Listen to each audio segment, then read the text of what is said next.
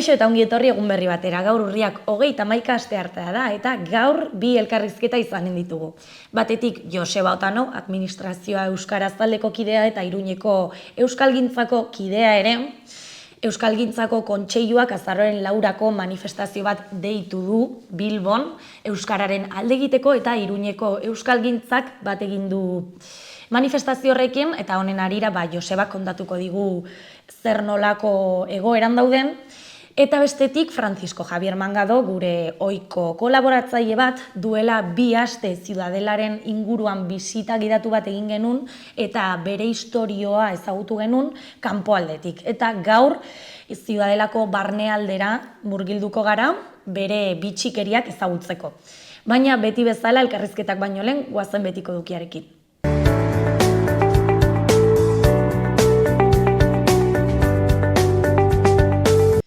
Guazen orain gaurko efemeridekin.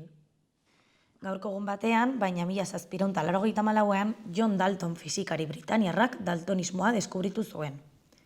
Urte batzuk geroago, 1978an, Espainiako gorteek konstituzioa onartu zuten, eta erregimen frankista monarkia parlamentario bihurtu. Egun berean, baina 1982an, Joan Paulo Bigarrenak Galileo Galileiri jarritako kondena desegokia izan zela errekonozitu zuen.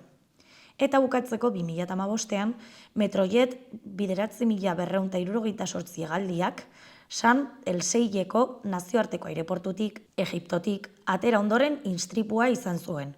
224 gizabanako hil ziren. 219 errusiar, 4 ukrainiar eta bielorrusiar bat.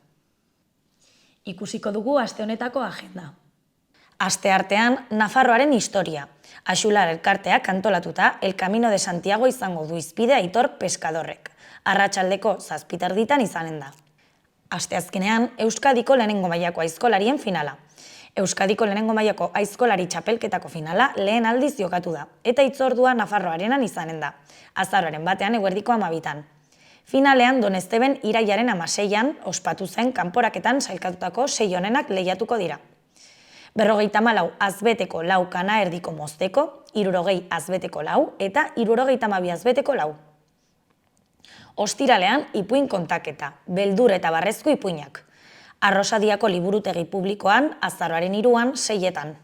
Ipuin kontaketa euskaraz Maitane Perezekin.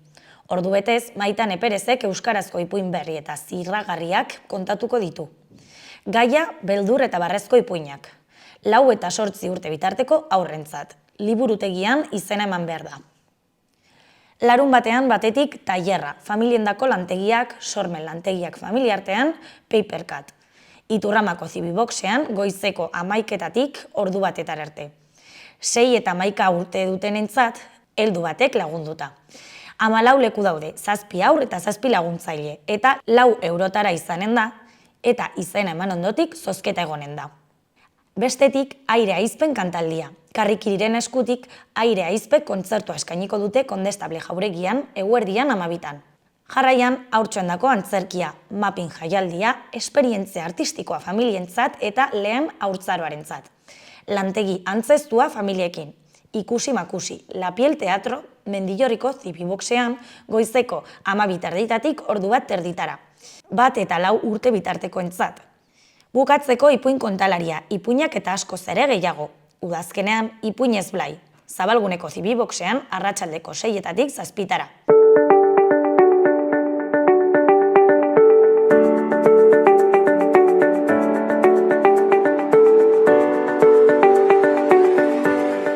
Ikusi dezagun gaurko egunkariko azalek zer dioten.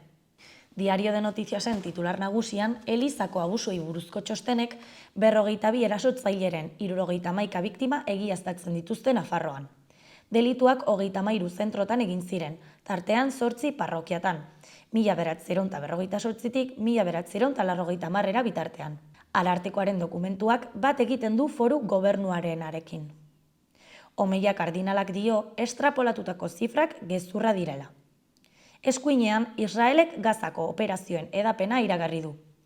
NBek ohartarazi du bombardaketak eginen dituztela ospitaletetik gertu. Behan batetik 160 ibilgailu negurako prest. Bestetik, zaborra korreosen pilatzen da. Garbiketa enpresako langileak greban daude. Argazki nagusian ezkerretik eskuinera Javier Moreno, Iratxe Garzia, Santos Cerdán, Carles Puigdemont eta Jordi Turull. Titularrean, PSOEren eta Puigdemonten arteko bilerak inbestidura azkartu du azaroaren 7 eta 8 arte. Santos Cerdán Nafarra izan zen sozialisten ordezkaritzaren burua. Eskuineko berrietan batetik Taxoarek, Zizurrek eta Gorraizek dute etxe bakoitzeko batez besteko errentaltuena. Jangoasi Miranda kalea, 67.000 eurorekin, buruan Iruñean. Bestetik, 110 gonbidatu Iturramako pisu batean. Eta bukatzeko, 52 berritan Euskararen eguna ospatzeko ikuskizunak antolatu dira. Diario de Navarrako argazki nagusian, Iratxe Garzia, Santos Cerdán, Carles Puigdemont eta Jordi Turull atzoko bileran. Titularrean, Santos Cerdán Puigdemont profuguarekin bildu da Sánchezen inbestidura errazteko. Nafarra, PSOEko 3. zenbakia, Bruselan negoziatu zuen Junts alderdiko liderrarekin. Eskuinean batetik Ibarrolak horri zuri bat eskaini zuen aurrekontua negoziatzeko. Alkateak PSN, EH Bildu eta Kontigo alderdiei gezurrezko kontakizun bat sortzea leporatu die. Bestetik, poliziak etako 7 buruzagioi seinalatu ditu Zangotzako atentatuagatik. Bukatzeko, UPNek Bilduri eta PSNeri egotzi die Nufeko organotatik ateratzea. Beheko berrian, Juan Las Navas, Sofia Gómez eta Maite Arrondo DNen Bilbo foroko protagonistak. Tituloan, gazteek etxebizitza bat eskuratzeko duten larrialdia. Foro biziak pisu bat alokatzeko edo erosteko zailtasunak aztertzen ditu sustatzaile eta eraikitzaileekin, Nafarrako gobernuarekin eta jabeekin. Goian bukatzeko, Leonorrek gaur konstituzioari zin egingo dio eta monarkia finkatuko du.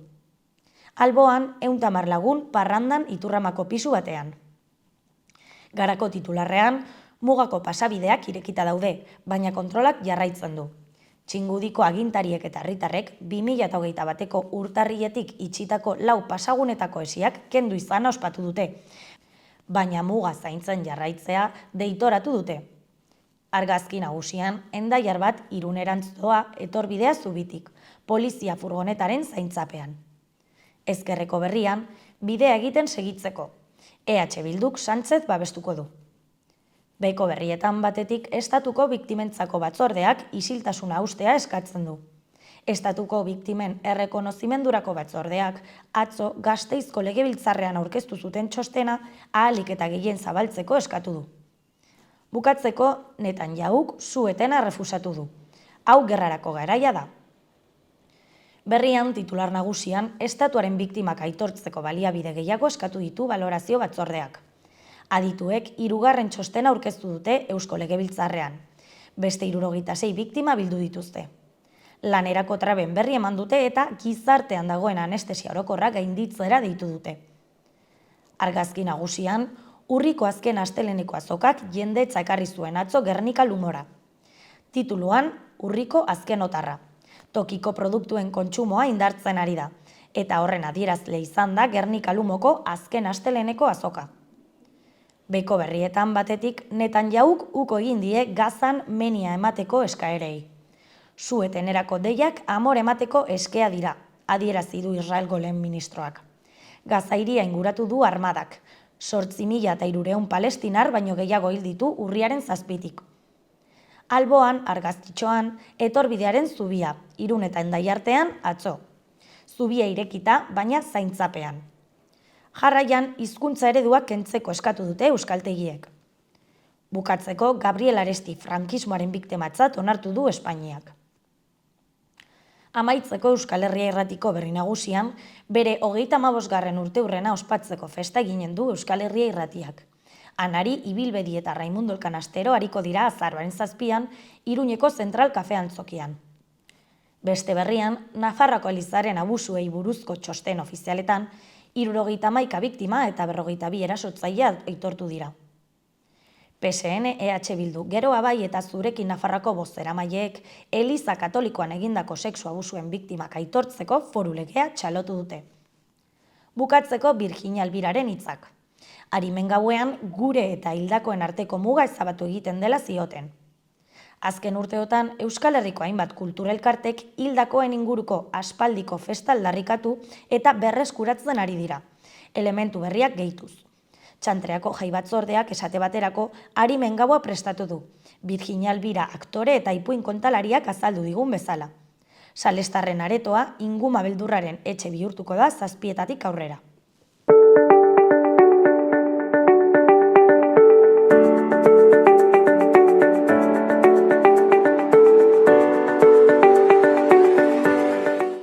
Kaixo eta ongi etorri gaurko lehenengo elkarrizketara, oraingoan Joseba Otanorekin gaude, administrazio euskaraz taldeko kidea eta Iruñeko euskalgintzako kidea ere. Arratsalde on eta ongi etorri, Joseba. Arratsalde on zuri. Euskalgintzaren kontseiluak ez manifestaziora deitu du azaroaren 4 bostetan Bilboko Euskalduna jauregitik Euskarren alde egiteko eta Iruñeko Euskalgintza kontseiluak bat egin du manifestazionekin. Ze testu ingurutan kokatzen da manifestazioa? Bueno, manifestazioa kokatzen da inguru nolabait erresonario batean. Ja, Espainiako estatuan ematen du atzera egin nahi dutela, nolabait frankismoaren bukaeran eskuei ireki zuten, eta orain berriz estutu eta gaztelaniaren inposizioa erabat ezarri, ez? Eta manifestazioa beraz, lehen aipatu duan bezala, Bilbon izan arren, Iruñeko euskalgintzak bat egin du. Zergatik, ze arrazoi ditu Nafarroak? Bueno, kontseiluak deitu zuen manifestazioa batez ere beste probintzietan, Araban, Bizkaian eta Gipuzkoan izandako epaien gatik, baina Nafarroan ere izan ditugu antzeko arazoak, batez ere eremu mistoan. Udal batzuek onartzen dituzte hizkuntz profilak eta euskaren legeak ematen dira almen hori, eta hala ere iristen da Nafarroko administrazio auzitegia, rekurtsoen bidez, normalean sindikatu batzuek egiten dute rekurtsoa, edo alderdiren batek egiten du, eta horren arte, kasu askotan, hizkuntz profila desustatu dituzte. Nolabait, ematen du, udalek ez dutela almen hori, baizik eta azken hitza beti daukala Nafarroko administrazio auzitegiak. Hori da Nafarroko gobernuen organo bat, udalen erabakiak kontrolatzen dituena, ez? Eta batez ere, joan dira plantilla organikoen aurka, eta joan dira plantilla organikoetan, kasu batzuetan, euskara meritu moduan puntuatxe sarrita dagoelako. Ordenantzetan, askotan jarri da neurri bat euskara puntuatzeko, Lizarran 6, Eguesibarren 6, kasu batzuetan, jendaurreko lanpostuetan, 3 gainontzekoetan, beste batzuetan 10%, jendaurreko lanpostuetan, 5 bestetan, hori da antxoingo kasua, lehen burlaten horrela zegoen eta Zizur nagusian. Eta Nafarroko, lehenengo justizia auzitegiko aretoak, epaileek erabaki zuten postu guztietan euskara meritu moduan puntatzea ez zela egokia, ze postu ezberdinak direla, haiek ezarri zuten jurisprudentzia hori, haiek asmatuta, eta orduan nolabait ordenantza horiek geratu dira euskarri gabe, eta plantilla organikoak joan dira pikutara askotan. Orduan, zalantzan dagoena ez da bakarrik hizkuntz profila, baita ere euskara meritu moduan puntuatzearena ere. Orduan, zuk aipatu dituzun auzotan edo herritan, meritu gisa puntuatzen zuena, kendu dute, atzera bota dute, edo hor mantendu da, adibidez, Antxoaingo kasua edo Eguesibarko kasua? Ordenantzak ez dira aldatu. Berrizarrien ez dute zazten portzentaia bat, sartzen du puntatu behar dela, Eguesibarrien 6 edo 3, Lizarran 6, Antxoinen 10 edo 5, hori jendaurreko lanpostuan 10, ez?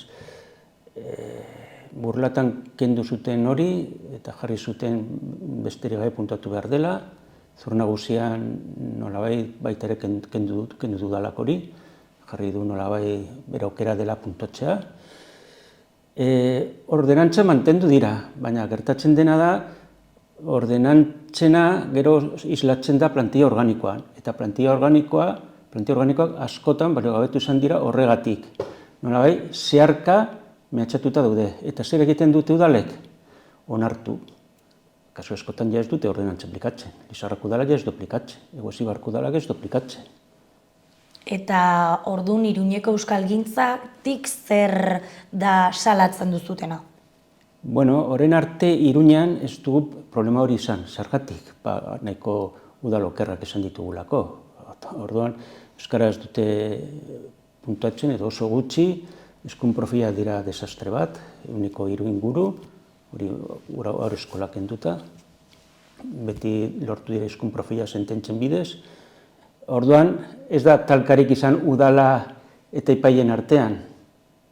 Bueno, horregatik ez da gure lehentasuna izan hori, baina ikusten dugu jurisprudentzia sortu dela, eta noizbait baldintza sortzen badira euskara ongi puntuatzeko edo hizkun profila jartzeko, mehatxu hori gainean dugula.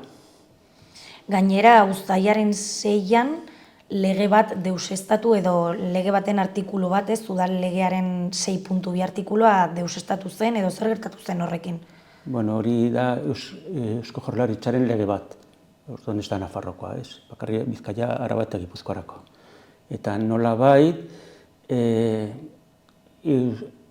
udalerri batzuetan, hori realitate soziolinguistikoaren arabera, nolabait, ez, eta kide guztiek euskaraz jakinez gero, funtzionaz ezaketen euskara hutsez. Eta hori da baliogabetu dutena epaileek, ez.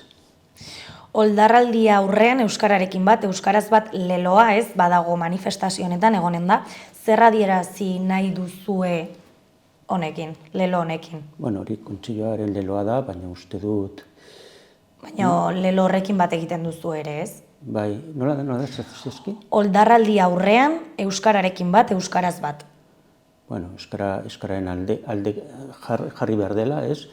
Eta euskaraz bat, nolabait, horren aztu zer asmoa zen horren atzean, baina nolabait euskaraz bizitzeko autua, ez nolabait.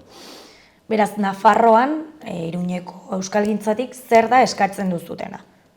Eskatzen duguna da epaile euskarafobiko hoien itzala desagertzea. Azken batean ez da kontua lege bat edo bestea jartzea, zer lege guztia desustatzen dituzte. Benetan behar duguna da, hori da gehiago nire hausnarketa, zer benetan ez dugu eztabaidatu hori Iruñeko euskalgintzan, baina ikusten dugu arazo hor badagoela.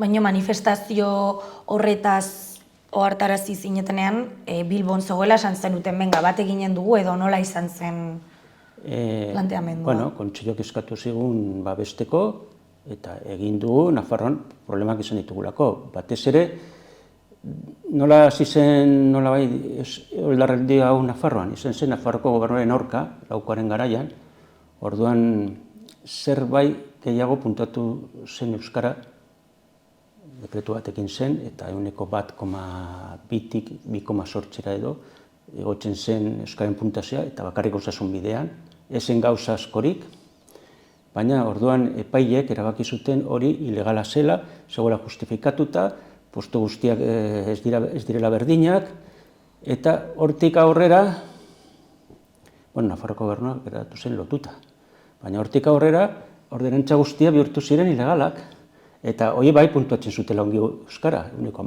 1,6, orduan, hor dago arazoa, ez? Eta ikusten dugu Nafarroan ere badugula arazoa. Ez da bakarri alderdi batzuk edo lege bat, epaileek jartzen dute muga. Zein da bestalde Nafarroko alderdien jarrera? Nahiko kaskarra. Zer nolabai, batzu badakigu euskaren aurka daudela, baina alderdi abertzaleak nolabai onartu dituzte epai horiek, eta nolabai sumizioa egiten dute, eta kitxo. Pentsa, Araban, Bizkaian eta Gipuzkoan mugitu dira alderdiak manifestazioaren alde, Nafarroan ez dira mugitu. Udalak izan dira kaltetuak, eta ez dira mugitu.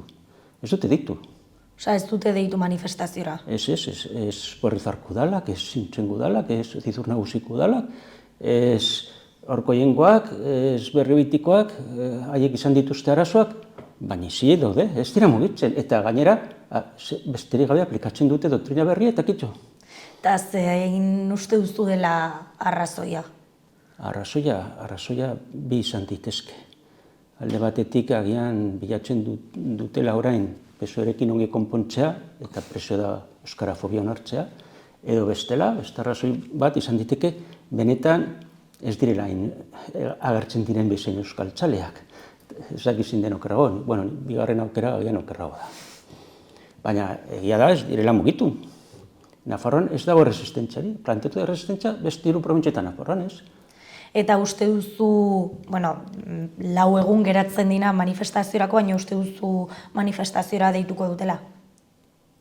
Ez. Ez? Ez dut uste. Ez dakit kontseiloa deitu dituen, baina dena haiek dira kaltetu zuzenak. Beraz, besterik gabe mugitu behar zuten. Eta hemengo sindikatuen jarrera manifestazioari babesa eman diote? Nolabait euskal sindikatuek bai, eta bestek ez. Zer da... Iruñeko euskalgintzan LAB esetilaz daude. Daude, bale. Idazki horren atxen haiek ere badira. Eta zer da manifestazio honekin lortu nahi duzuena? Lortu nahi duguna da epaia presionatzea, honen izango litzateke horiek entza eta gure epaile gorputz propioa izatea, euskalduna eta bar, bestela beti izango ditugu arazoak, baina haie dauden bitartean gutxienez presionatzea eta atxera egiten dute. Batzuetan horrela gertatzen da, presioaren bidez atxera eta bilatzen dute beste okerarik okera hobea berriz gauza bere egiteko, baina batzuetan momentu batean atxera egiten dute. Bueno, pentsa, Franco hil zenetik orain arte pasatu dira urte batzuk eta ez dira intxarrak izan. Uste duzue manifestazio honekin epaileei presionatzea lortuko duzuela? Nabarituko dutela jende asko dagoela? Osea, manifestazio handi bat, ez? Manifestazio handi bat baldin badago, nabarituko dutela eta konturatuko dira. Baina haien zena da berriz beti aurka egitea. Baina lor daiteke, agian momentu baterako edo denbora baterako nolabait geldirik geratzea. Haiek geratuko dira zain, pero biaren zain. Nafarroako ze eragile batu dira manifestaziora, Nafarroan? Nafarroan, ez dakit zehazki, gehien bat hori landu da interneten, sare sozialetan, batzu bai, ez dut irulegi taldea, ez dakit hori da Arangorengoa. Zehazki, ez dakit, horretarako segitu behar dira sare sozialak. Baina, bai, alderdiak ez. Baina Nafarroan nabaritzen duzu? Bueno, alderdiak, gutxinez udalak ez, alderdiak haiek erran dezakete, bueno, bai nazionala ditu badu, ja nahiko da. Baina, bueno, udalak ez dira mugitu, hori egia da. Hala ere, nabaritzen duzu Nafarroan babesa emanen diotela manifestazio hori, edo ez? Nik uste dut gure almena mugatua dela. Gainera, nolabait, dena jaio da beste probintzietan gertatutako epaiekin, eta, bueno, autobus gehiago daude beste probintzietan. Baina, bueno, gutxen zaekak atera du autobus bat Iruñan, eta, bueno, espero dezagun hori betetzea, eta behar baditu gehiago hobe.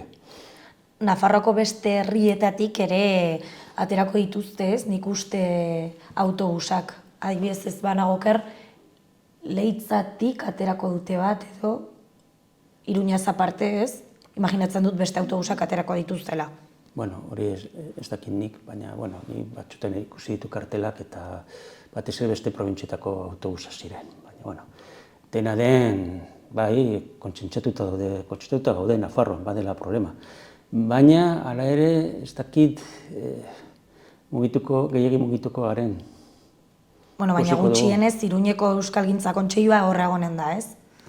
Bai, eta, bueno, Aeka Iruñetik antolatu dut autobusa. Eta, bueno, zerbait mugituko da Nafarroan. Baina nolabait bigarren mailan gaudela iruditzen zaitez. Osa, ez daude oso itxaropentsu, ez? Nik uste dut gehiago mugituko dela jendea Gipuzkoatik eta Bizkaitik. Baina, bueno, Nafarroan badira arrazoiak mugitzeko, bai, eta batzu bai mugituko dira. Ez duzue pentsatu aurrerago manifestazio bat deitzea hemen Iruñean? Momentuz ez dugu pentsatu. Badago arazo bat, baina momentuz Iruñeko euskalgintzak beste gaia ditu eskuartean, batez ere hor eskolena, eta... Baina arrazoiak daude, ez? Arrazoiak daude, baina kontua da gu mugatua garela, gu gara Iruñeko euskalgintza, eta orduan. Eta epaiekin ez dugu talka zuzenik izan Iruñean, ze talka ditugu agintariekin. Ze agintariak onak izango balira, agian talkak izango genituzke epaiekin eta bar, baina momentuz ez da gertatzen. Eta hala ere, jurisprudentzia hor dago, eta itxoa, ezin gara itxoak izan, zer gero aplikatuko digute, baina momentuz beste gaia ditugu eskuartean. Bueno, baina hemendik Xaloatik animatuko dugu Iruñeko edo Nafarroako jendea, ez? Manifestazio horretan parte hartzeko. Bai, Nafarroatik joango da jendea, baina, ziurozki ez gara multzo nagusi izango, eta ez bagara multzo nagusi izango da ziurozki beste probintziatik jende txandia bilduko delako, hori espero dut. Beno, Azaroaren 4, larun batean, arratsaldeko 5etan Bilboko Euskalduna Jauregitik, manifestazio erraldoi hori, espero ezagun. Mila esker, Joseba, gurekin egoteagatik eta hurrengo batera arte. Bueno, bale, agur. Gaurko, biharko eta osteguneko eguraldia entzun dezagun orain. Giro lasaia izango dugu gaur. Goizean eguzkitzu egongo da, eta eguerditik aurrera erdi mailako deiak eta goi-hodeiak ugarituko dira. Temperatura maksimoak ez dira askorik aldatuko, eta 15 eta 20 graduren artean ibiliko dira. Ego edo hego-mendebaldeko haizea ibiliko da, bolada gogorrekin goietan. Azken orduetan indartu eginen da. Asteazkenean ahulduta iritsiko den fronte batek hodeiak eta euria ekarriko dizkigu. Eguneko ordu askotan zerua lainotuta egongo da, eta noizbehinka euria egingo du, bereziki goizean. Dena den, aterrune luzeak ere izanen dira. Temperatura maksimoetan ez da gora berarik izango, baina minimoak igo egingo dira. Mendebal osagaiko haizea ibiliko da eta gauean asko zakartuko da. Haizegunetan ez ezik, herri eta hirietan ere bolada oso gogorrak neurtuko dira, batez ere mendebaldean. Ostegunean giro makurra espero dugu. Euria eginen du, temperaturak behera egin eta elurra gertuko da gailurretan, eta bereziki haize oso zakarra ibiliko da. Hodeiak ugariak izanen dira eta tarteka euria eginen du.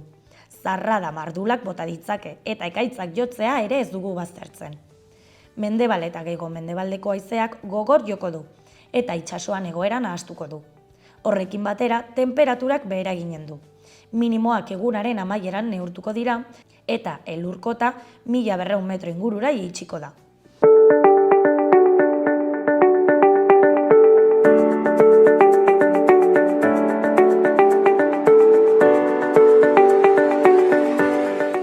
Kaixo eta ongi etorri gaurko bigarren elkarrizketara, oraingoan Javier Mangadorekin gaude, gure ohiko kolaboratzaile batekin.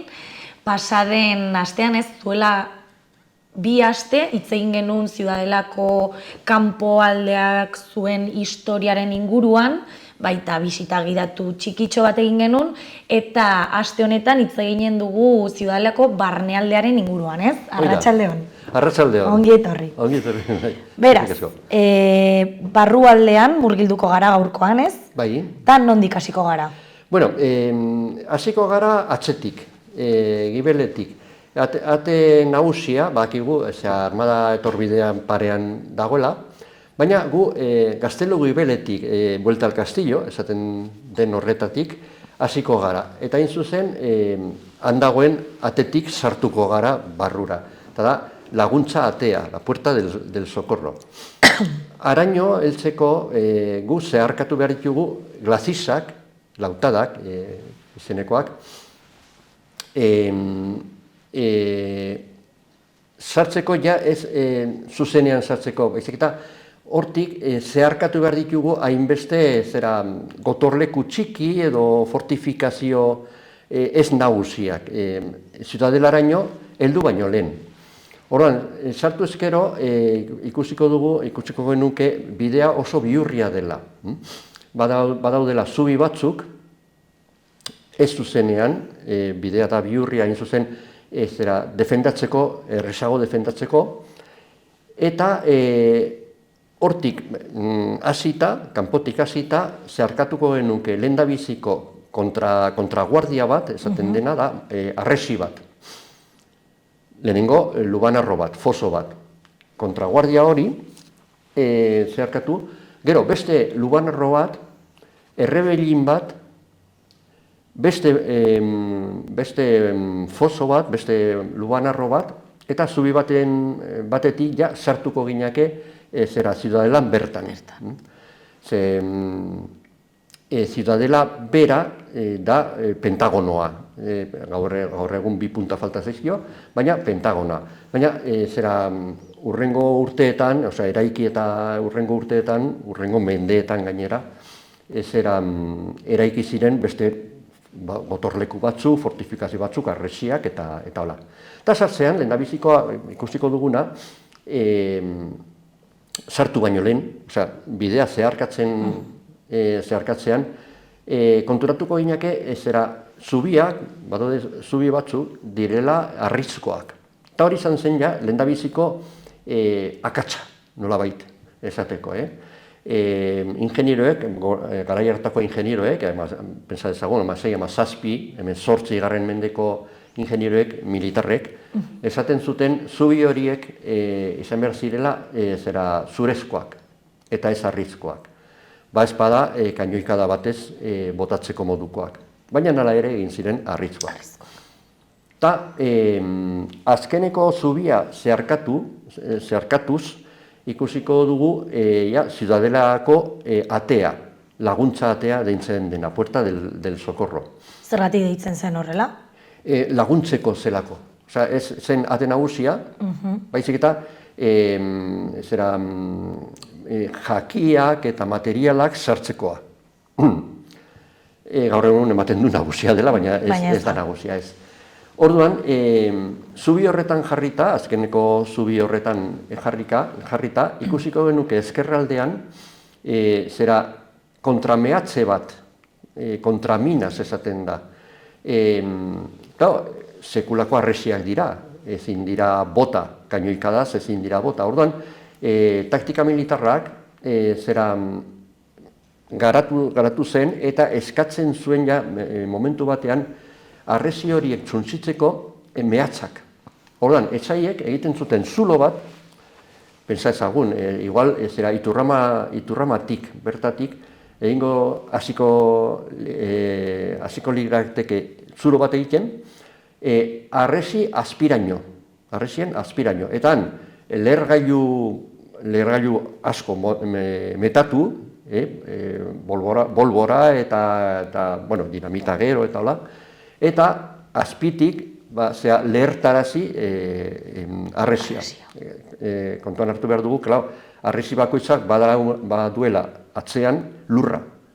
Orduan, zuzenean ezin da bota, ezin da eraitsi, baina azpitik bai. Eta horrela, ikusita, barrukoek egiten zuten kontramehatza. Kontramehatz bat, tunel bat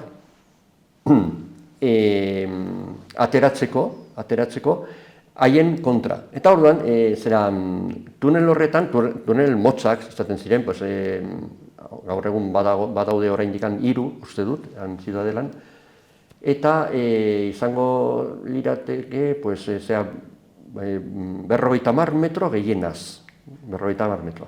Eta orduan, geratzen ziren soldaduak, geratzen ziren zain entzuten, ez? Eta orduan, zarata edo hotza entzuten zutenean, bazekiten handik zetozela, ez? Eta orduan, segun nondik entzuten zen hotza, jarraitzen zuten tunela egiten, harien aurrean ateratzeko, ez? Eta han borrokatu, ez? Eta baina sarbidea zegoen barruan. Baina ez Ziudadelaren barruan. Baizik eta lehendabiziko kontramalkarraren azpian, oinarrian. Eta orduan, sartzean ikusten da, kontramalkarra da arresi bat, baina arresi nagusiari begira, barnera begira, tan agertzen da zulo bat, tunel bat, ate bat. itxita dago gaur egun, eta nik uste dut erabiltzekotan erabiltzen dela pues, materiala usteko, lorategi materiala usteko eta laguntzaile moduan, ez? Baina hori zen, hasiera batean, kontramehatza, kontraminaz esaten zen. Torban, hortik ikusten da, arreta pixka bat jarrita, sartzean eskuinaldean, izkina batean. Gero, sartzen baldin bagara, badago zubi jeitsigarri bat, sartzen gara, eta barruan gaude, ziudadela barruan. Eta orduan ikusten dugu nahiko zabala dela, eremu nahiko zabala, gaur egun nahiko libre dagoena, baina garai batean etxez eta eraikinez beterik zegoen. Osa, barruan zeuden etxeak. Bai. Baziren kuartelak, baziren biltegiak, baziren eraikin laguntzaileak, eta urbanizazio nahiko osoa zen. Eta nortzuk bizi ziren hor momentuan? Nortzuk bizi ziren hor? Militarrak. Guztia militarrak. Eta gero ofizialen familiak ere bai, eta nagusiaren familia ere bai. Nagusiak bazuen olako eraikin oso bat berarentzat, gero beste eraikin bat ofizialentzat eta familientzat, familia batzuk ziren. Eta gero ingurukoa bolborategia zen, ez era biltegia, sala de mixtos, esaten dena orain, mixtoen aretoa, hori zen ez era garia eta jakiak eta ardoa ez era gordetzeko, sotoa zen ere bai, eta beste hainbat, gero armak eta gordetzeko, eta kuartelak, soldaduak han egoteko. Urbanizazioa zen hasieratik izar moduan, radiala. Osea, plaza bat erdian, eta kaleak, karrikak, kanporantz. Eta utsuneetan baziren eraikinak, ez? Momentu baten pentsatu zen aldatzeko gaur egun zabalgunea, entzantzea den moduan, karratuak, eraikin karratuak eta kaleak, karrikak, angelu zuzenean. Baina ezen egin, ezen txekulan ere egin, proiektua izan bazen, baina ezen egin. Kartzela ere baitzegoen, kartzela. Eta hori bitxia da, kartzela zegoen beste aldean, ate nagusiaren ondoan, atzean, justo. Gaur egun hori guztia dago suntsituta, badago lautada bat, han egiten dira, jartzen da eszenatoki bat, eta han egiten dira emanaldiak ematen dira. Baina, lehengo garaian, han zegoen, ez era kartzela. Bi ziega, bi kalabozo, bi ziega, bata, esaten zitzaion urarena, kalabozo del agua. Zergatik, ezetasuna sekulako zelako. Han egotea zen, osasunaren aldetikan, desastre bat. Baina, eta bestea, ondokoa, bere ondoan, fraidearena, el calabozo del fraile. Eta zergatik, han sartu zutelako fraide bat preso. Esan behar da, kartzel horretan, eta eremu osoa erabili zen kartzel moduan, baina jende nagusiaren kartzela, jende nagusia sartzeko. Kondeak eta ministro bat egon zenan kartzelatuta, bai, orduan nahiko eroso, nahiko duina zen, dignoa. Baina gero, bazegon beste hori, bi ziega horiek, bi kalabozo horiek, eta fraide bat sartu zuten. Zergatik sartu zuten? Austria linuko erregeak amaitu zirenean, Carlos Bigarrena eletxizau ditu zena. Hori, hil zenean, seme-alabarik izan gabe, orduan borboiak sartu ziren. Baina, baziren oraindikan, Espainia osoan, baziren austriarren aldekoak, ez? Beste Austria bat, semea edo alaba ez, baina baizik eta osaba edo zer beste leinu bat sartzeko, baina austriarrak. Eta borboien aldekoak besteak, ez? Eta borboien aldekoak ziren gobernua eta dena, ez? Orduan, fraide hori omen zen austriarren aldekoa. Eta zigortu zuten eta sartu zuten ziega horretan, baina ez ziegan zuzenean, bertan egin zuten kaiola bat, eta han sartu zuten kateatuta. Osea, oso krudela, gizajoa, pues, Eta hor hil zen. hil zen, bai. Apirilean edo, urte hartan, apirilean, 17. mendean, bai. Apirilean edo sartu zuten eta azaroan hil zen. Hil zen gaixoa, zepaltzen arratoiak bazeren denetarik, ez? Eta orduan, jendea geratu zen, bertakoak, soldaduak, geratu ziren nahiko jota, ez? Osea, nola mantendu zuten, nola sartu zuten horrela baldintza horietan, ez? Eta hor, arez geroztik, ja, el calabozo del fraile geratu zen. Baina egon zen fraide bakarra. Fraide bakarra, bai. Gero beste batzuk ere, bai, beste preso batzuk ere, bai, lehenago eta geroago ere, bai. Baina fraide bakarra nirak ez? Bakarra. Eta orduan, han geratu zen anekdota bezala, ez? Eta ja astu, hau desegin zen, eta kito.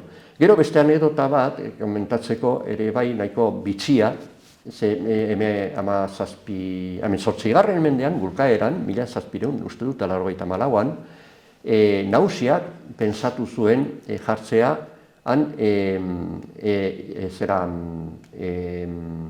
tximistorratza, pararraios bat. Tximistorratza inventatuta zegoen, inventatu zuen Benjamin Franklinek inventatu zuen, ez? 1740an, osea, 40 urte inguru ondoren, ja, jarri nahi zuten bat hor, nahiko berrikuntza. Eta zertarako erabiltzen zen? Tximistak erakartzeko eta ez jotzeko. Baina, Iruñeko jendea, eta batez ere udalak, hartu zuten hori oso arriskutsuzat. Zekau, pentsa ezagunan, bolborategia zegoela eta lehergailuak eta dena. Ordan, uste zutelako zelako erakartzeko tximistak eta ez geratzeko. Osea, ez zuten oso argi zer gerta liteken horrez. Eta ordan, protesta ofiziala egin zuten. Pentsatu behar dugu, garai hartan, 18. mendean, bazegoela, Iruñetik kanpo errotxapean, gaur egun San Pedro Zubia dagoen eremu horretan, han dago jolas parke bat, umeentzat, eta han badaude aztarna batzu. Harriak eta aurmak eta landaredia janda, ja eskutuan, baina badaude batzu. Eta hori zen, bolbora lantegia, fabrikatzeko. Eta zen errota bat, atzean pasatzen da kanal bat, eta oraindik mantentzen da kanal hori, eta ikusten da, urarekin, eta muitzeko, ez? Errota muitzeko. Baina, estanda egin zuen. Halako batean, halako bitan, estanda egin zuen. Lehenengo estandan jo zuen katedrala, Iruñeko katedrala. Eta zuntzitu zituen, beiraria guziak, vidriera guziak, eta pinakulo guziak alde horretakoak. Iparraldekoak. Eta oraindik ikusten dira, begiratzen baldin badu katedrala, ezkerraldeko pinakulo guziak, osea, arbotanten gainean dauden pinakuloak, desagertuta daude guziak. Beste aldean daude denak.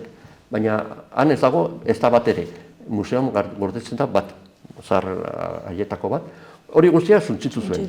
Eta bigarren batean, eta hori izan zen, 20 urte lehenago, tximistorratzaren kontua baino 20 urte eskaz lehenago, horrek jo zuen zuzenean Nafarroko jauregia.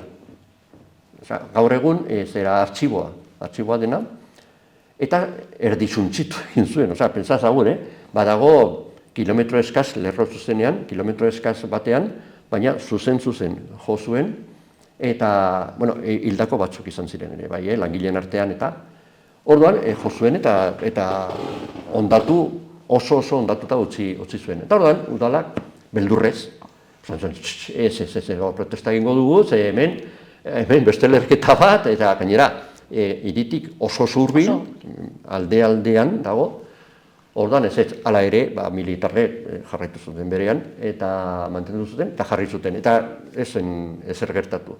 Baina geratzen da, dokumentuetan jasota protesta hori beldurrez. Eta noiz arte egon zen tximistorratz hori? Nik uste dut oraindik dagoela. Oraindik dago? Bai, osea, beste bat eta batzuk izango dira. Nik uste dut bat dagoela ate nagusiaren gainean, dorre batean, nik uste dut oraindik badagoela bat. Baina, klaro, lehendabiziko ura zen, pues nahiko aparentea, nahiko ikusgarria, ez? Zen hor bakarrik abe bat eta punta. Ez. Orduan, bueno, pues, badago beste anekdota bat, ez?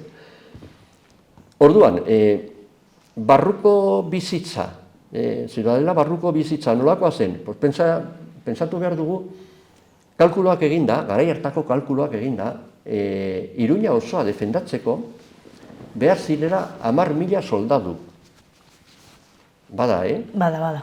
18. mendearen bukaeran, populazioa, Iruñeko populazioa zen, uste dut, 20.000 eta piko. Osea, erdia baino gehiago soldaduak. Claro, zer gertatzen da, soldadua mantentzea oso garestia da. Eta ezen iritsi sekulan ere, ez da hurbildu ere, kopuru horretara. Baina soldadu asko baziren. Eta, problema beti dago dirua tartean, eta ordainak, sariak, soldatak, eskasak eta berandu heltzen ziren. Orduan, askotan, soldaduak ibiltzen ziren, pobreak bezala, osea, hirian barna eske, diru eske, eta gaizki jantzita, eta hori idatzita dago dokumentuetan. Eske, soldaduak daude, hori eskatuz, dirua eskatuz, osea, mendigo bezala, ez? Eta gaizki jantzita, eta hola. Orduan, bizi modua zen nahiko eskasa barrukoa. Ofizialak bai, baina jendea, soldaduak bizi ziren nahiko eskas. Gero beste anekdota bat, kontatzeko ere bai, Ziudadela ez ezik, Iruña osoa harresiz inguratuta zegoen. Eta harresi horietan baziren portalak. 6-7 portal ziren. Portal horiek ez eran ixten ziren egunero, eta goizero irekitzen ziren, eta gauero ixten ziren. Gutxi gora bera, arratseko 8etan ixten ziren, eta goizeko 8 hor inguru hartan irekitzen ziren. Orduan, klaro, giltzak kontrolatuak izan behar ziren, ez? Eta giltzak gordetzen ziren Ziudadelan. Ziudadelan gobernadore militarraren menpean. Egunero bildu eta zabaldu, bildu eta banatu, ez? Orduan, zaindari bakoitzak edo portale bakoitzan bat zegoen arduradun bat. Giltzak eramateko eta hartzeko. Giltza hori bakarrik izan zezakeen zaindariak eta bakarrik eramateko. Alde batetik bestera eramateko, besterik gabe. Ezin zen ukitu inoren menpean ere, inoren eskuan. Eta arduradunak nortzuk ziren, giltza horien arduradunak? Atezainak, portaltzainak. Baina baziren jende normala? Jende normala? Bai, ez ziren militarrak. Hori. Bueno, bateren bat, eramailea igual bai militarra, baina zaindaria herriko bat. Gainera oso postu gozoa zen, beti, han sartu eta ateratzeko, batez ere sartzeko, jakiak eta salgaiak saltzeko, beti zerga pagatu behar zen bertan, eta horrek ematen du bidea eiteko azpijokoa, ez? Doan oso gozoa ziren. Baina, nik uste militarra zela, eramaten zuena, bai. Portale bakoitzan bat.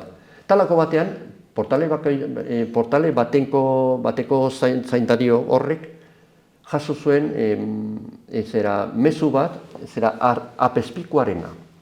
Apezpikuak atera behar omen zuen hiritik, goizean goiz, edo bueltatu berandu, bizi talde bat zuelako kanpoan. Eta eskatu zion giltza. Eta besteak, apezpikoa izanik, eman zion. baina zera gobernadoreak zera enteratu zen, jakin zuen. Eta orduan, zigortu zuen, agaleraz, ez dakit 3 urte edo, agaleraz bidali zuen. Eta, gainera, sententzian badago idatzita, por dejar la llave en manos de un natural. Osea, militarra ezen baten eskuan. Apezpikoa izan da ere, berdin zion apezpikoa edo alkatea edo, ez. Eta zigortu zuten, eta gaixoa, gizajoa, harakaman zuten. Baina oso zorrotz egiten zen, gauza horiek egiten ziren oso zorrotz. Eta, hori beste bitxikeri bat zen, abisatzeko ateak ixteko zirela, arratsaldean, eskilak jotzen duten. Iruñeko eskilak, batez ere katedraliko eskilak. Eta jotze hori berezia zen. Oraindik mantentzen da, guk jaso dugu, kanpainjolea gara gu ere bai, talde bat, eta jaso dugu eta izena, hango garai hartako izena, el toque a caballero perdido. Toque a caballero perdido zen. Horren, abisatzeko, ateak itxiko portalak izteko zirela, eta azkartzeko, zera intzeko, sartzeko. Eta, kanpoan geratzen zena, atea portala itxita eta ezin sartu, hori egiten zen, zera Espainia osoan, ez? Valentzian, hasi zen esaten, se quedó a la luna de Valencia. Eta hortik dator, esa era hori, ez? Se queda a la luna de Valencia. Beste batzutan, hemengo jendea, batez ere Iruñerriko jendea, eta barruko Iruñeko laborariak, geratzen ziren apropos kanpoan. Zer, klaro, 8etan irekitzen baldin bazen, haiek lanean hasten ziren lehenago. Eta geratzen ziren loikera, kanpoan nahita, ez? Eta horregatik, bai Burlatan, Uharten, inguruko herrietan, ostatu asko ziren. Ostalaritza, handitu zen zirelako, langile horiek geratzen zirela nahita, loikera. Eta noiz amaitu zen portal horiekin, itxiera eta irekiarekin? Kentzearekin batera, adibidez Errotxapeko portala kendu zen, nik uste dut, 20. mendean ja. Atea, arresia bota zirenean, Zabalguneko arresia bota ziren, garai hartan ja ez zegoen, eta ezen mantendu ja. Gero geratzen ziren, kanpoko etxola batzu, arbitrioz izenekoak, badago oraindikan bat apaizgaitegiaren aurrean, Medialuna parkearen bukaeran, badago etxe bat, bazen oraindikan ez dakit gasolindegia den, momentu batean turismo bulegoa izan zen, lehenago ere bai gasolindegia, ura zen zerga kobratzeko. Eta beste bat, zergauzako etorbidean, baina behian, Zadar inguruan hartan, bazegon beste bat, aldatu zen, bai. Portalak ja itxi ziren, itxi, eta suntxitu batzutan egin zirenean, orduan ja desagertu zen hori, ohitura hori, ez. Eta gero, Ziudadelara bueltatuz, ez, hori, azkeneko momentuan, 20. mendean, ja han ziren soldaduak bakarrik zen zerbitzu militarra egiteko. Besterik gabe, adibidez nire osaba batek egin zuen soldaduzka. Eta bertako kuartelak geratu ziren oso eskaz. Atera zuten kanpora. Horan, lehendabiziko Zabalgunea egin zutenean, Iruña aldeko 2 bastioiak, 5 bastioietatik 2 suntsitu zutenean, orain armadako etorbidea dagoen tokian, orduan kuartelak atera zuten kanpora. Atera zituzten kanpora. Eta orduan, lehenengo Zabalgunea, Navas de Tolosa, inguru hori, etxe batzuk daude, etxe batzuk ereki ziren, pixka bat deskongestionatzeko hiria, oso estututa baitzen, izan ziren oso eskazak. Zergatik, militarrek hartu zutelako eremuaren erdia edo gehiago kuartelak egiteko. Gainera, audientzia, orain parlamentua den zera irikina, egin behar zen, zerbitzuko batzuk, eta orduan 4 etxaldi, 3 edo 4 etxaldi bakarrik egin ziren. Eta gainerako guztiak kuartelak. Eta horregatik, barruko eremua garbitu zen, hasi zen pixka garbitzen, eta gaur egun mantentzen dira, nik uste dut, 5 eraikin bakarrik horretan. Eta orduan, baina nire osaba batek adibidez, hori 1940an, 40 pikoan, Soldaduzka oraindikan barruan egin zen. Osa, ez da duela inbeste. Ez hainbeste, bai. Osa, zitadela, pentsa ezagun, militarrek azkenean eman ziotela udalari, hainzoaingo zera kuartelak, eremuak, truk. Hori bai. Osa, prinsipioz, iriko eremuak zirenak, claro, militarrek hartuak, gero saldu egin zuten. Osa, saldu zuten eremu hori, zitadela hori, saldu zioten jabeari, berezko jabeari. Eta horan lortu zuten, inguru honetako haintzaingo zeran eremuak, eta daude ja kuartelak. Oraindik mantentzen dira batzuk, gutxi batzuk. Eta hola. Eta orduan, geratu zen nahiko libre, eta ja bihurtu zen parke, hiriko parkea. Hori noiz izan zen? 1964an. Osea, ez dago, nik ezagutu nuen. Bai. Oraindik. Inaugurazioa zen oso pomposoa, dantzariak, erraldoiak eta dena. Baina, azkenean, nolabait esateko gurea zen gauza bat berreskuratzeko, azkenean, ez? Orain geratuta, hori, zera toki polita, zera pasatzeko, eta hola. Eta orduan, pixka bat ere bai deskribatzeko, 2 punta horiek kendu ziren, alde osoa egin zen berriz, aprobetsatuz kendutako harriak. Eta orain da, Armada etorbidean badago horma bakarra dena, baina nik ezagutu dut horma hori oraindikan konektatzeguenean takonerarekin, takonerako harresiekin. Ez guztiz, nik ez dut ezagutu, ez nuen ezagutu portala, antzegoen portal bat, takonerako portala, baina horma hartzarnak bai, eta oraindikan badaude.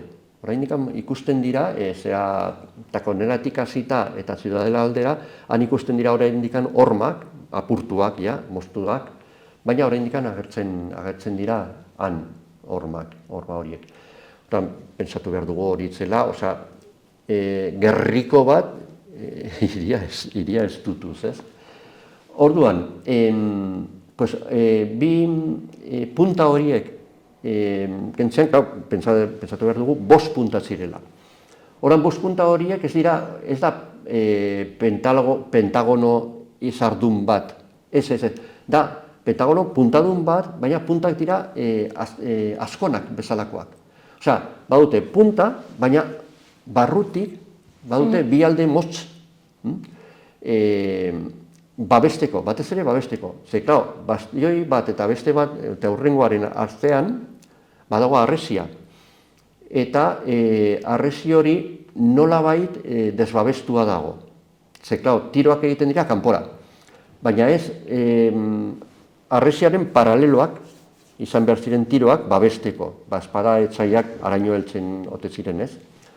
Eta orduan, han agertzen dira txoko eginak, esaten zaie kasamatak, eta han jartzen dira 2 lerro, 2 solairu, kainoiak, kainoizuluak, hain zuzen, tiro paralelo egiteko, eta fusilak, zirrikuak, fusilak, eta hori oso babestuta dago, eta horri deitzen zaio kasamata. Horiek guztiak daude konektatuta barnealdearekin, oraindik ikusten dira ate batzuk, ate handiak, ate txikiak, eta gaur egun erabiltzen dira, tegi bezala besterik gabe. Gero, beste alde ahul bat zeukan Ziudadelak, ingenieroek esan da, ez zuela, nola esaten da, bueno, leku babestuak, armak eta tresnak gordetzeko eta babesteko, jendea ere bai, babesteko soldaduak, babesteko antibomba, antilergailua. Eta egia da, ez zuen aurre ikusi, eta orduan ja, artilleria garatu ahala, tiroak luzeagoak egin litezke eta bombardatu barrukoa, kanpokoa ukitu gabe, ez? Eta orduan egin zuten, justo, laguntza atearen bi aldeetan. Eta han agertzen dira, olako, kaserna, deitzen zaio, orain etorri zait, kaserna, eta da, babesleku antilergailuak. Eta oraindik ikusten dira. Eta nolakoak ziren? Ateak eta leihoak oso txikiak, ez dago ezer hor. Kontua da hori, oso sendoak direla, ez? Eta horren egin ziren han, ez?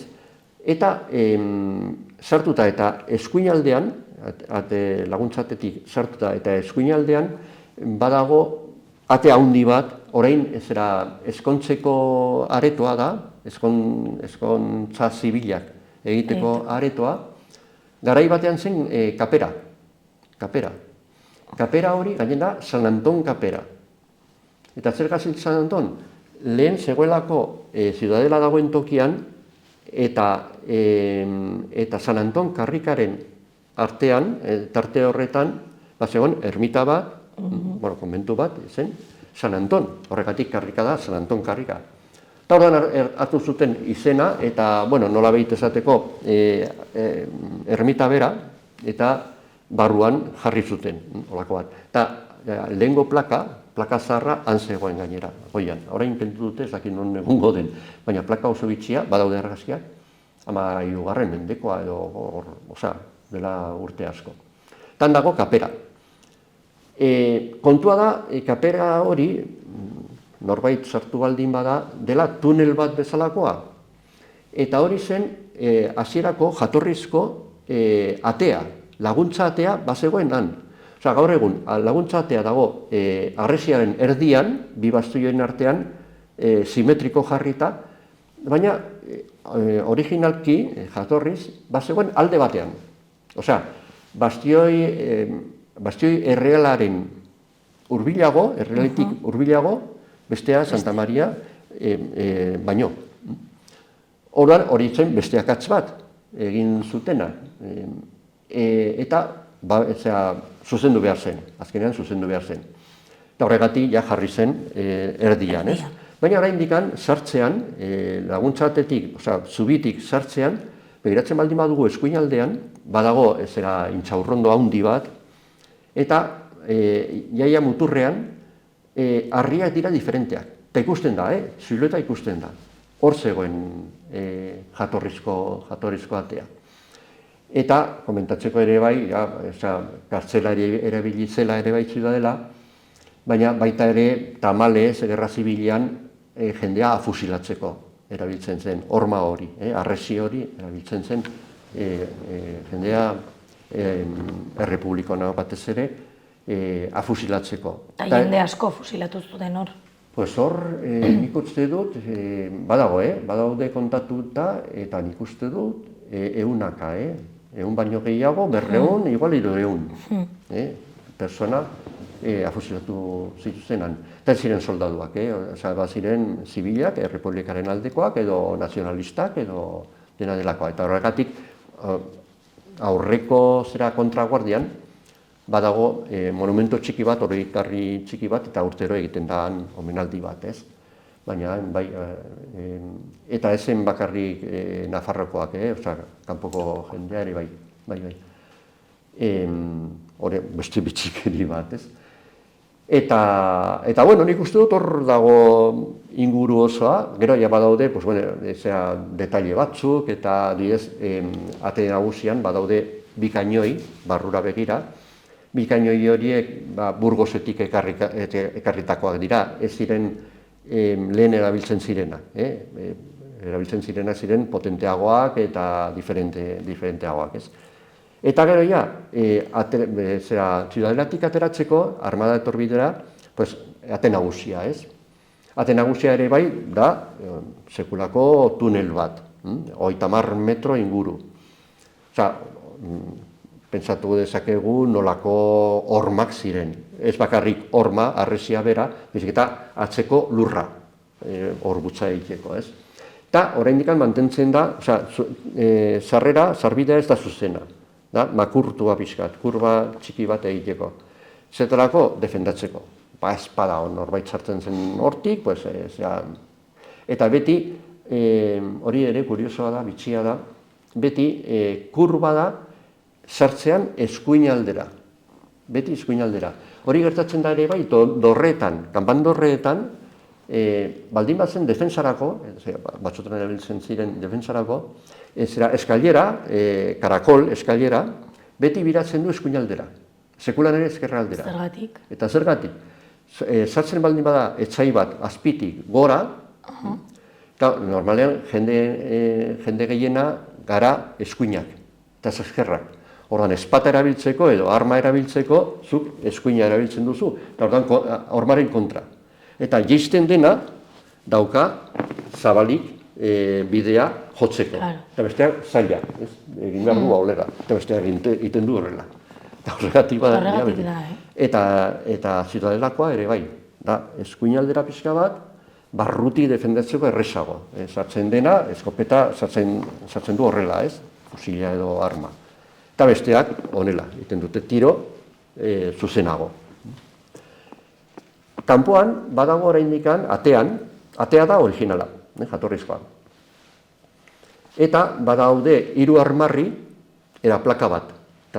Hiru armarriak dira nagusia, erdikoa, da erregearena. Felipe Bigarrenaren, eta Espainiako armarria, ez? Eta beste biak dira erregeorde batena eta beste erregeorde batena, nagusien armarriak, ez? Eta plakan agertzen da izkribu bat Vespasiano Gonzaga. Vespasiano Gonzaga zen erregeordea Ziudadela egin zenean. Eta oso tipo sartua, estrategia militarrean eta eraikin militarrean oso sartua, oso jantzia zen, baina berak ez zuen egin. Berak bultzatu zuen Ziudadela, baina ez zuen egin. Egin zuen ingeniari italiar bat, Jacobo Palearo, el fratin esenekoak, horrek egin zuen. Eta bien artean desadostasuna sortu ziren. Baten iritzia zen bestearena. Azkenean, Ziudadelak egin zuen ingenieroak, bere iritziarekin, bestea protesta egin da, eta Vespasiano Gonzagak egin zuen, bultzatu zuen, Gonzaga baluartea. Gonzaga baluartea, bastioia, da orain takonera, orain ateak dauden tokia, badaude arku batzuk, hor zegoen bastioi ikaragarria handi bat. Heltzen zen Biztabeleraino, oso handia. Baina tartean bazegoen lubanarro handi bat, eta horma bat, harresi bat, kanpora begira, kontraguardia bat. Defensa bezala, bi armarri sendo. Eta tartean lubanarro oso bat. Eta lubanarro hori da, gaur egun, belardia. Biztabelako belardi osoa, horrein arbolak daude, hor zegoen lubanarro bat. Eta kanpoko harresia, gaur egungo harresia, txikiagoa zen. Baina atzean zegoen beste bat handiagoa. Hori guztia suntzitu zen, oraindik geratzen da igoera bat, gotorlekua, bastioia zegoen volumena betetzeko, ez? Baina lubanarroa arras beteta dago, orain lautada bat. Eta orduan, Vespasiano honek, esan zuen, azkenean egingo da Ziudadela horrek nahi duen bezala eta nik ez nahi ez dudan bezala erregak aginduta, klaro. Nik atean jarriko dut nire ikurra. Eta plaka bat agertzen da, eta oso bitxia da, ze azkenean agertzen da Vespasiano Gonzaga erregeordea ez dakiz zer, siendo virrey de Navarra, Vespasiano Gonzaga, konde, duke eta marquez. Konde, duke eta marquez. Osea, bere errealak jartzeko bertan. Eta hori da pixka bat guzia. Ziudadela historia guztia, osea, badu historia berezia, ez? Berezia, oso berezia, bai. Osea, gero badaude detalle teknikoak dira mila, ez? Baina, bueno, ez aspertzeko bitxikeria hori, tximistorratzarena eta hola, oso herriarekin oso lotua. Eta gelditzen dena ondo mantentzen da, esango zenuke. Bai, orain bai, oso ongi zainduta dago, oso ongi gainera, Osea, etengabeari dira zera garbiketak, batez ere garbiketak. Osea, erreparazioak gutxi, arriskoa da, erreparazioa noizean behin. Baina garbiketak bai, landareak zirrikuetatik ateratzen dira, eta orduan etengabeari dira. Bai, zaharberritze nagusiena egin zen Europako diruarekin. Bai. Osea, Europak diru kopuru batzuk osatu zituen hiriko historiak edo leku historikoak edo monumentuak mantentzeko eta horre Barzinaren garaian lortu zen diru desente eta horregatik egin zen. Eta gero, autobus geltokia egitean ere bai, autobus geltoki berria, eta hori guztia zen lehendabiziko, bere momentuan, izan zen kuartel handi bat, Diego del León kuartela, sekulakoa, Misericordia zeraino. Hori kendu zenean, geratu zen lautada bat, eta, betidanik lautada bat izan da, han barrakak, San Ferminetan barrakak jartzen ziren, eta baina, autobus geltoki berria egin zutenean behera, lurretik behera, eta aurkitu zuten, bazekiten, aurkitu zuten harresiak eta aztarnak eta zehan zegoen beste bastioi bat.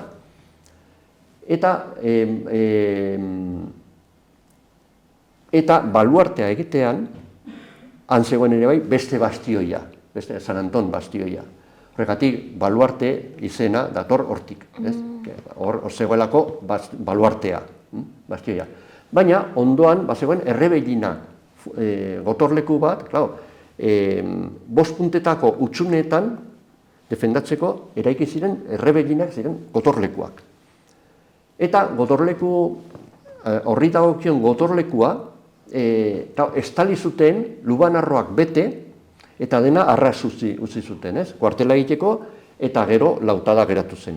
Baina, autobus geltokia egitean, sartu ziren barrura, Eta horren agertu ziren aztarna horiek, eta ondoan agertu zen errebellina.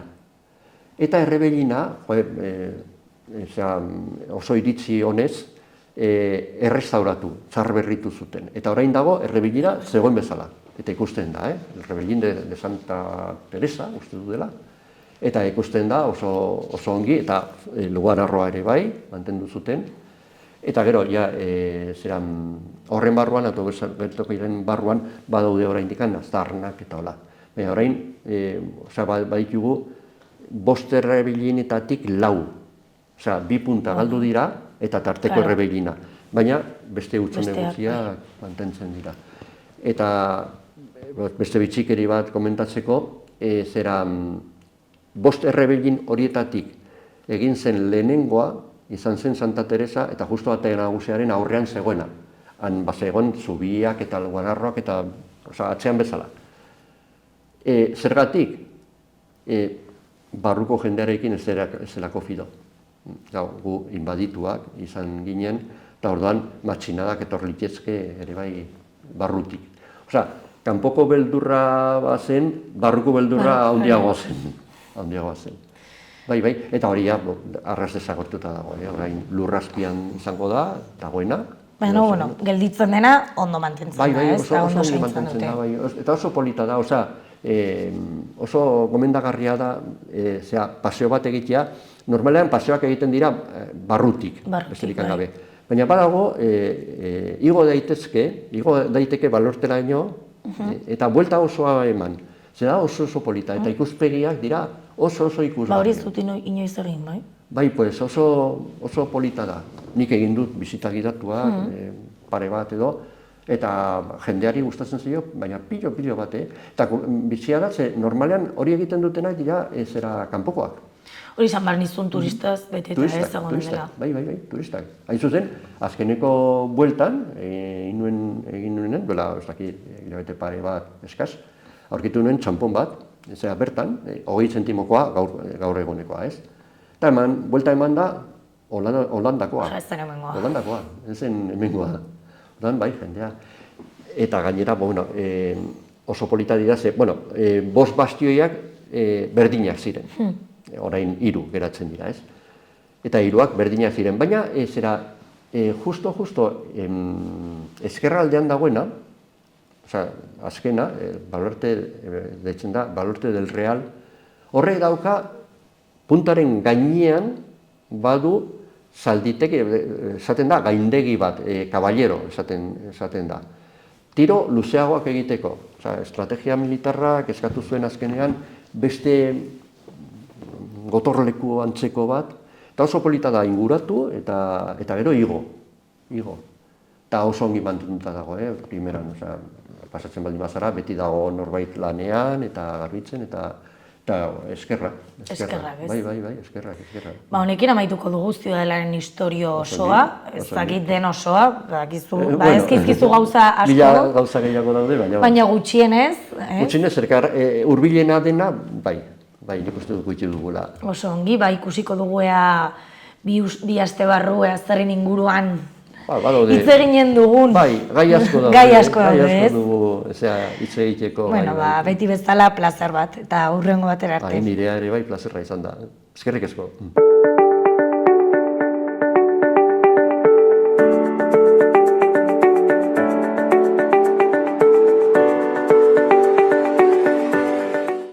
Mila esker beste egun batez hemen gurekin egoteagatik eta hurrengo astean elkarrizketa berriekin eta eduki berriarekin hemen egonen gara. Gobierno de Navarra. Nafarroako gobernua.